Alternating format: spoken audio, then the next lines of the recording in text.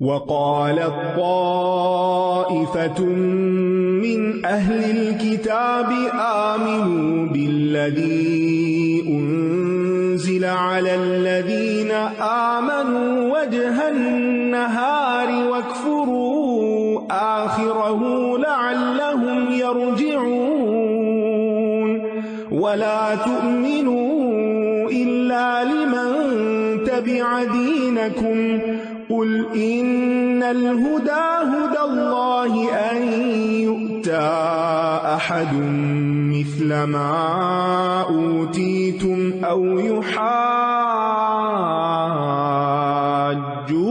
عند ربكم قل إن الفضل بيد الله يؤتيه من يشاء والله واسع عليم يختص برحمته من يشاء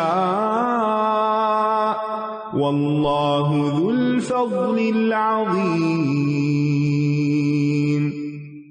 ومن أهل الكتاب من إن تأمنه بقنطار يؤده إليك ومنهم من إن تأمنه بدينار لا يؤده إليك إلا ما دمت عليه قائما ذلك بأنهم قالوا ليس علينا في الأميين سبيل ويقولون على الله الكذب وهم يعلمون بلى من أوفى بعهده واتقى فإن الله يحب المتقين إن الذين يشترون بعهد الله وأيمانهم ثمنا قليلا أولئك لا خلاق لهم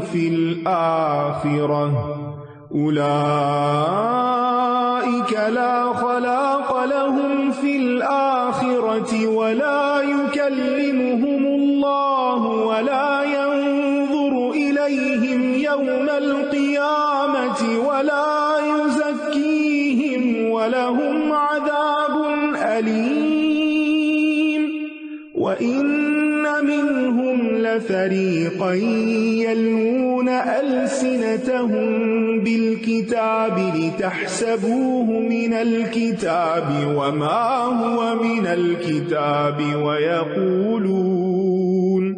ويقولون هو من عند الله وما هو من عند الله ويقولون على الله الكذب وهم يعلمون ما كان لبشر أن يؤتيه الله الكتاب والحكم والنبوة ثم يقول للناس كونوا عبادا لي من دون الله ولكن كونوا ربانيين بما كنتم تعلمون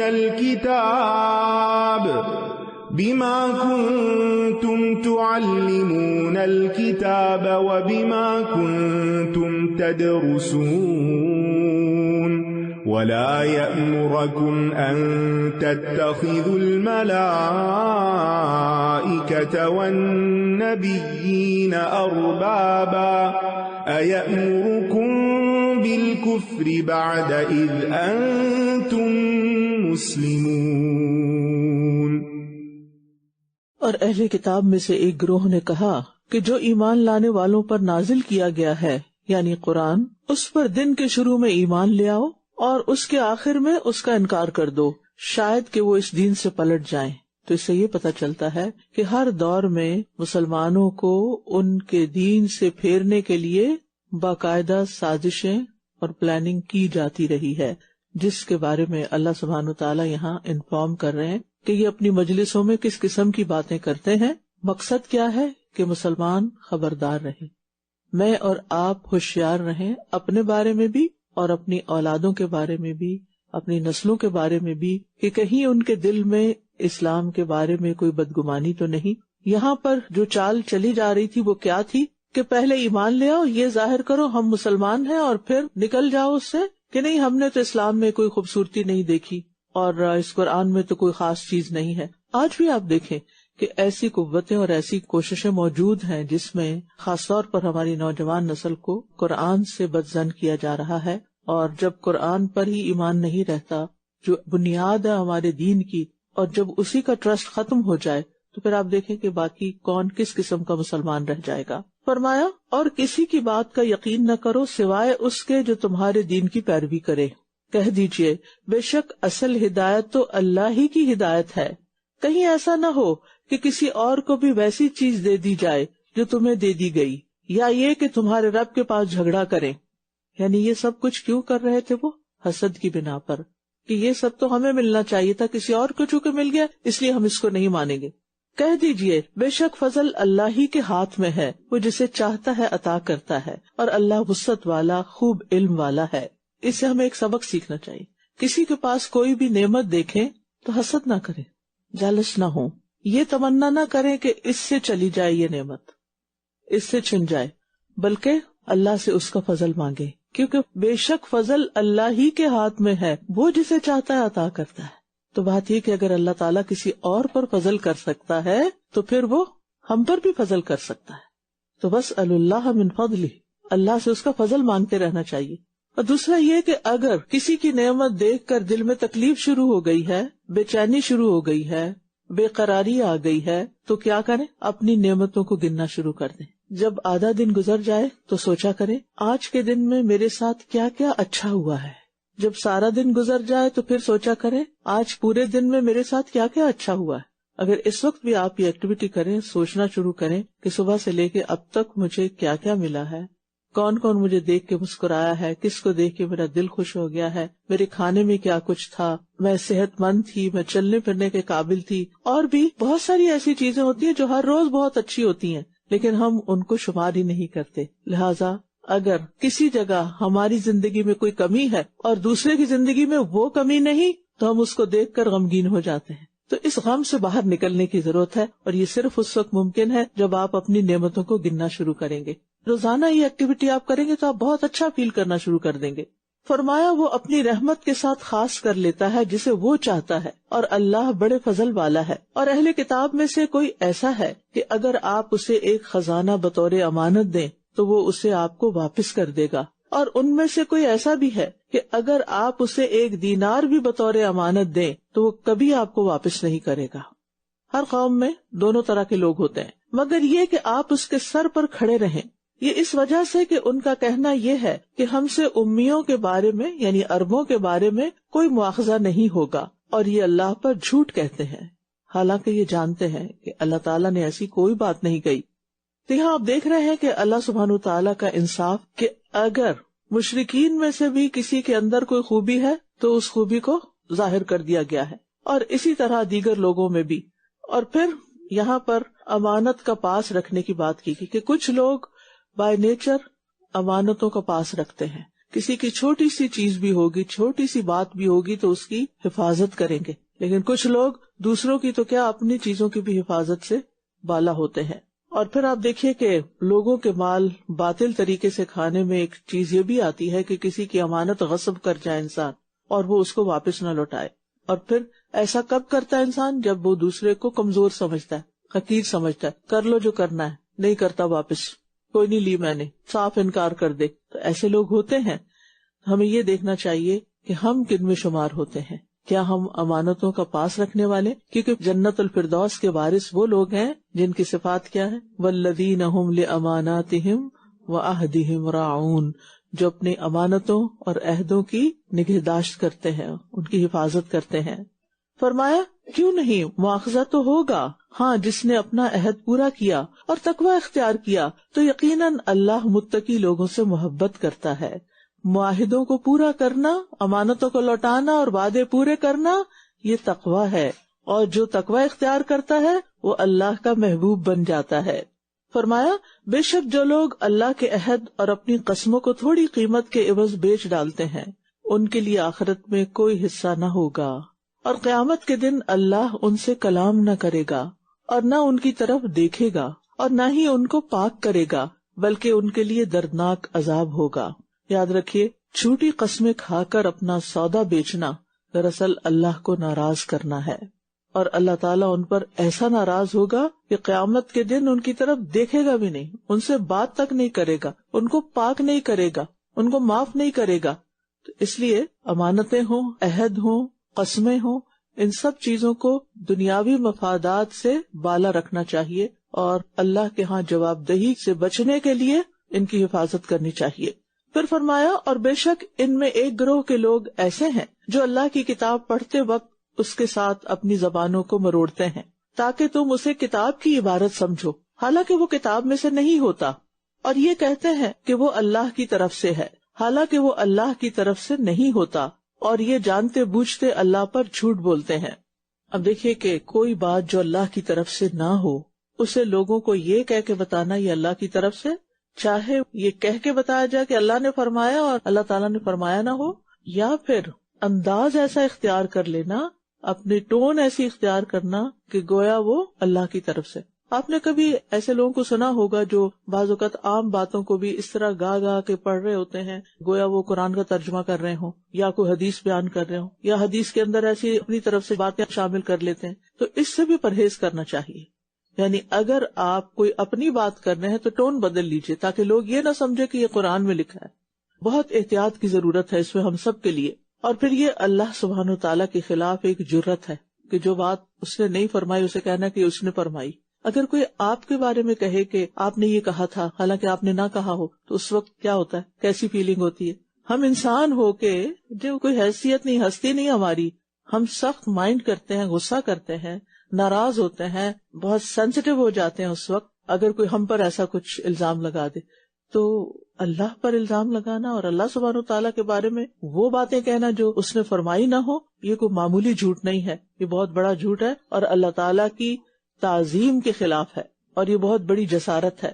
پھر فرمایا کسی انسان کے لیے جائز نہیں کہ اللہ اس کو کتاب اور حکمت اور نبوت عطا کرے، پھر وہ لوگوں سے کہنے لگے کہ اللہ کو چھوڑ کر میرے بندے بن جاؤ، بلکہ وہ کہے گا کہ تم ربانی بن جاؤ، کیونکہ تم کتاب کی تعلیم دیتے رہے ہو اور تم خود بھی اسے پڑھتے رہے ہو، اور نہ ہی وہ تمہیں حکم دیتا ہے کہ تم فرشتوں اور نبیوں کو رب بنا لو۔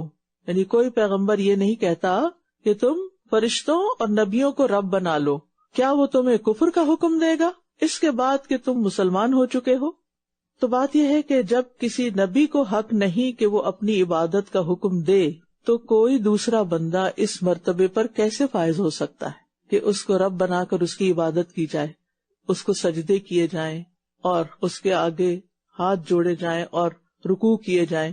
لیکن افسوس یہ کہ آج مسلمانوں کے اندر ایسی چیزیں پائی جاتی ہیں کہ وہ انسانوں کے آگے جا کر نہ صرف یہ کس طرح جھکے ہوتے ہیں جیسے رکوع، بلکہ بعض لوگ تو میں نے خود اپنی آنکھوں سے ویڈیوز میں سجدہ کرتے ہوئے دیکھے ہیں۔ تو سجدہ عبادت کے لیے ہوتا ہے، ہماری شریعت میں سجدہ تعظیمی منع ہے، پہلی شریعتوں میں اجازت کی، ہمارے لیے منع ہے۔ اسی طرح کسی کے آگے رکوع میں جھکنا یہ بھی درست نہیں، یعنی کوئی بھی ایسی چیز جو صرف اللہ کے لیے زیبا ہے اس کو کسی انسان کی طرف منسوب نہیں کرنا چاہیے۔ مثلاً یہ کہ غلطی سے پاک صرف ایک ہستی ہے اور وہ کون ہے؟ اللہ سبحانہ وتعالیٰ کی۔ ٹھیک ہے، اب یہ سمجھ لینا کہ فلاں انسان نے تو کبھی کوئی غلطی نہیں کی، یہ بھی درست نہیں۔ یعنی جو اللہ سبحانہ وتعالیٰ کی صفات ہے وہ اللہ تعالیٰ کی صفات، ان صفات میں بھی بندوں کو شریک نہیں کر سکتے۔ تو انبیاء نے آ کر کیا تعلیم دی کہ تم ربانی بن جاؤ۔ ٹھیک ہے، ربانی کون ہوتا ہے؟ رب والا۔ ٹھیک ہے، کیونکہ تم کتاب کی تعلیم دیتے رہے ہو اور تم خود بھی اسے پڑھتے رہے ہو۔ تو اس سے یہ پتہ چلتا ہے کہ انسان کو رب والا بننے کے لیے یہ دو کام کرنے چاہیے۔ نمبر 1 کتاب کی تعلیم، اور نمبر 2 کتاب کو پڑھنا، سیکھنا اور سکھانا۔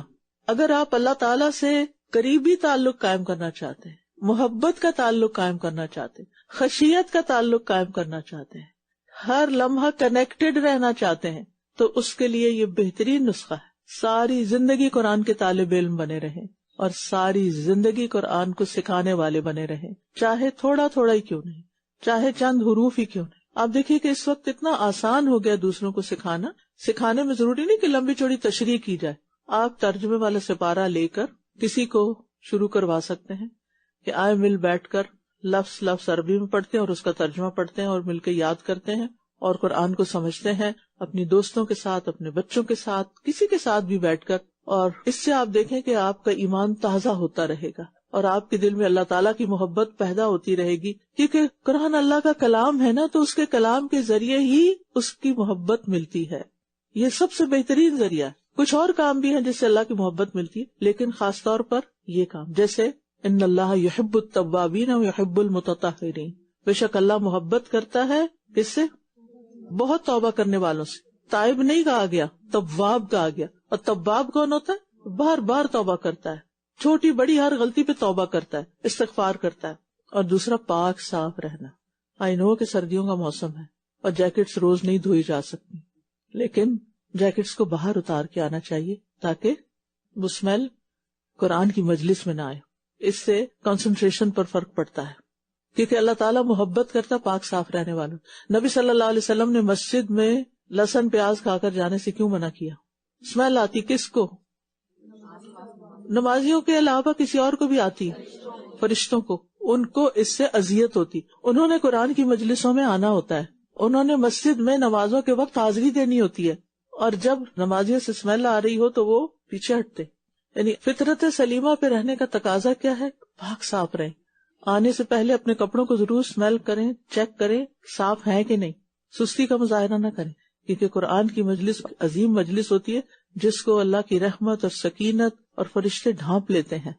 تو ایسا نہ ہو کہ ہم سے کسی انسان کو تکلیف ہو یا پھر فرشتوں کو تکلیف ہو اور وہ چلے ہی نہ جائیں، کیونکہ اس طرح جو امامت کرا رہا ہوتا ہے اس کی امامت میں بھی خلل آتا ہے، اور جو سبق پڑھا رہا ہوتا ہے اس کے سبق پڑھانے میں بھی کنسنٹریشن میں فرق پڑ جاتا ہے. تو جو مقصد ہوتا ہے وہ نہیں پھر اس سے حاصل ہوتا اس کو. تو بہرحال علم کا فائدہ یہ ہوتا ہے کہ انسان اللہ تعالیٰ کے ساتھ گہرا تعلق بنا لیتا ہے. اور اس میں ضروری نہیں ہوتا کہ کوئی بہت لمبی چوڑی باتیں اور فلسفے آپ سکھائیں لوگوں کو. آپ چھوٹی چھوٹی چیزوں سے شروع کر سکتے ہیں. کسی کو کلمہ سکھا دیں، کسی کو نماز کا طریقہ سکھا دیں، کسی کو صحیح وضو کرنا سکھا دیں، کسی کو صحیح طور پر رکوع اور قیام اور سجدہ کرنا سکھا دیں، کسی کو کوئی چھوٹی چھوٹی دعا سکھا دیں. اور آغاز کہاں سے کریں گے؟ شروع کہاں سے کریں گے؟ اپنے گھر والوں سے. ٹھیک ہے. نبی صلی اللہ علیہ وسلم نے تبلیغ کہاں سے شروع کی تھی؟ آپ کو کیا حکم ملا تھا؟ انذر عشیرتک الاقربین. اپنے جو اقرب لوگ ہیں، سب سے زیادہ قریب ہیں، ان سے آغاز کریں. اور آپ بھی اس خیر میں شریک ہو سکتے ہیں، کیونکہ جہالت بہت عام ہے، اندھیرے بہت ہیں، لیکن ان اندھیروں میں اگر کوئی چھوٹی سی کینڈل بھی لگا دے نا تو بہت دور تک روشنی جاتی ہے. تو اس لیے اپنے آپ کو اس سے محروم نہ کریں. اور ایسی تعلیم انتہائی ضروری ہے جو ہمیں اللہ کی بندگی کرنا سکھائے. ہر انسان کے لیے ضروری ہے، کیونکہ واپسی اللہ کی طرف ہے اور اس نے پوچھنا ہے. اور ایسی تعلیم سے دور رہنا چاہیے کہ جو اللہ کے سوا کسی اور کا بندہ بنا دے یا کسی اور کو رب کا مقام دے دے، کیونکہ ایسی تعلیم اللہ اور اس کے رسول کی تعلیم نہیں ہو سکتی. وَإِذْ أَخَذَ اللَّهُ مِيثَاقَ النَّبِيِّينَ لَمَا آتَيْتُكُم مِّن كِتَابٍ وَحِكْمَةٍ ثُمَّ جَاءَكُمْ رَسُولٌ مُصَدِّقٌ لِّمَا مَعَكُمْ لَتُؤْمِنُنَّ بِهِ وَلَتَنصُرُنَّهُ قال أأقررتم وأخذتم على ذلكم إصري قالوا أقررنا قال فاشهدوا وأنا معكم من الشاهدين فمن تولى بعد ذلك فأولئك هم الفاسقون أفغير دين الله يبغون وله أسلم من في السماوات والأرض طوعا وكرها وإليه يرجعون قل آمنا بالله وما أنزل على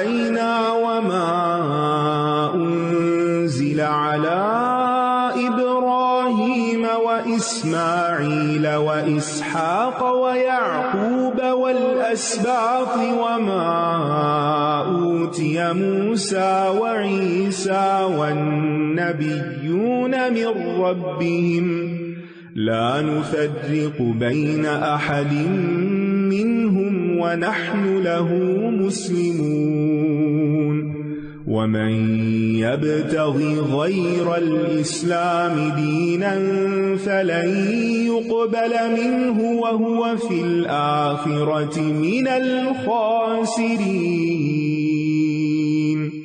كيف يهدي الله قوما كفروا بعد إيمانهم وشهدوا أن الرسول حق وجاءهم البينات والله لا يهدي القوم الظالمين أولئك جزاؤهم أن عليهم لعنة الله والملائكة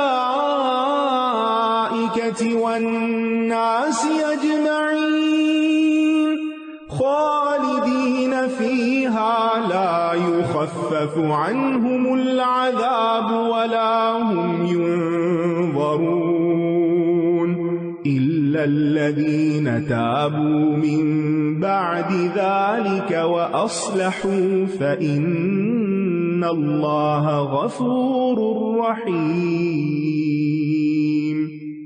إن الذين كفروا بعد إيمانهم ثم ازدادوا كفرا لن تقبل توبتهم وأولئك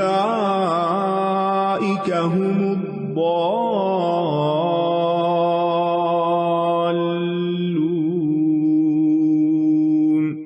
إن الذين كفروا وماتوا وهم كفار فلن يقبل من أحدهم ملء الأرض ذهبا ولو افتدى به أولئك لهم عذاب أليم وما لهم من ناصرين۔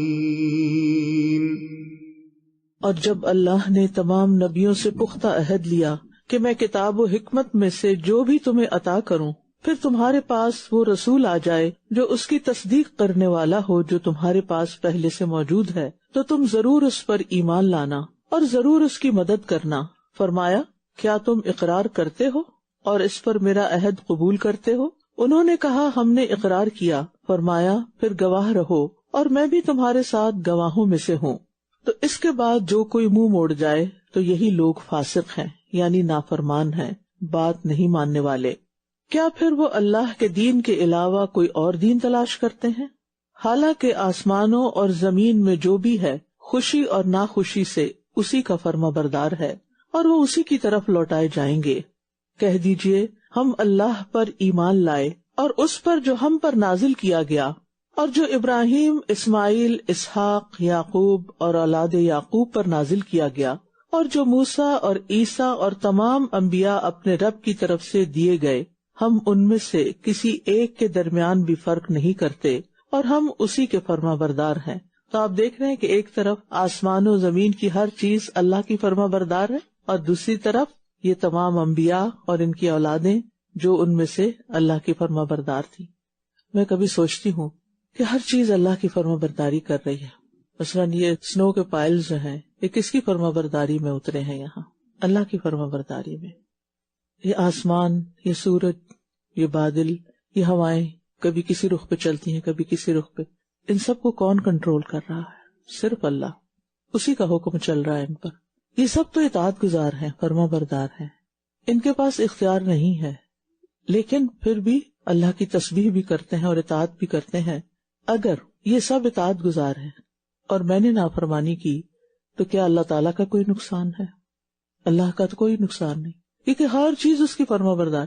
مجھے اس نے تھوڑا سا وقتی تھوڑا سا اختیار دیا ہے اور میں اس اختیار کو اسی کے خلاف استعمال کروں اور اس کے دشمن شیطان کی بات مانوں اور کوئی اور راستہ اختیار کر لوں اس کے سوا جو اللہ کا پسندیدہ راستہ ہے، جو صراط مستقیم ہے، تو پھر مجھے کون بچائے گا، مجھے کون چھڑائے گا، کون میرے کام آئے گا؟ کیا میں صرف لوگوں کی پسند کی خاطر ان کا سا لائف سٹائل اختیار کر لوں اور اللہ کو بھول جاؤں، اللہ کی اطاعت کے کام چھوڑ دوں؟ ان میں سے کون ہے جو کل میرے کام آئے گا؟ کیا میں صرف گھر والوں کی مخالفت کی وجہ سے اللہ کا دین چھوڑ دوں؟ کیا کل اللہ کے سامنے پہنچ کر کوئی گھر والا چھڑانے آئے گا؟ نہیں، کوئی بھی کام نہیں آئے گا۔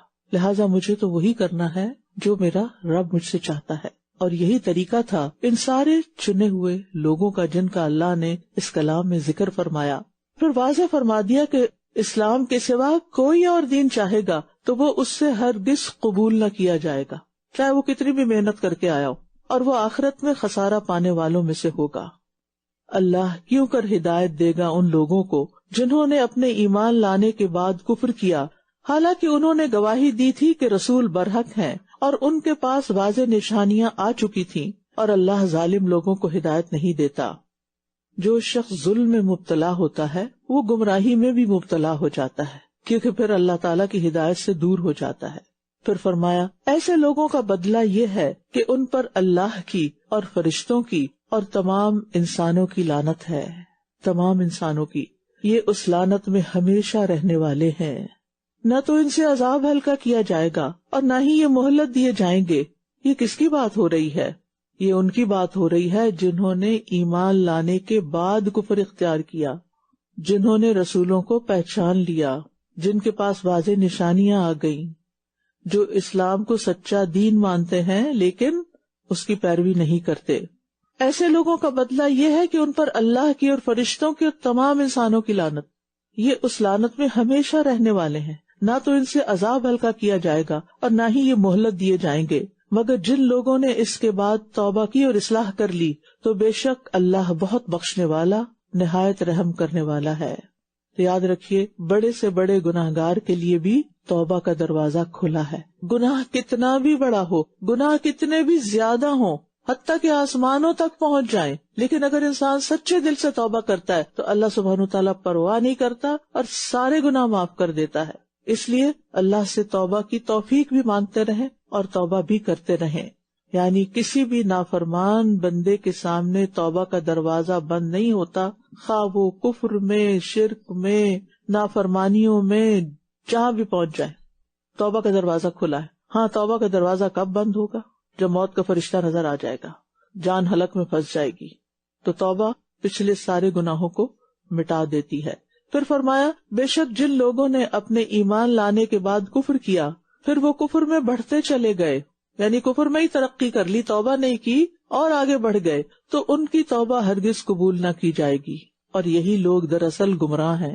بے شک جن لوگوں نے کفر کیا اور وہ اس حال میں مرے کہ وہ کافر تھے، تو ان میں سے کسی ایک سے بھی زمین بھر سونا، گولڈ ہرگز قبول نہ کیا جائے گا، اگرچہ وہ اسے فدیے میں دینا چاہے۔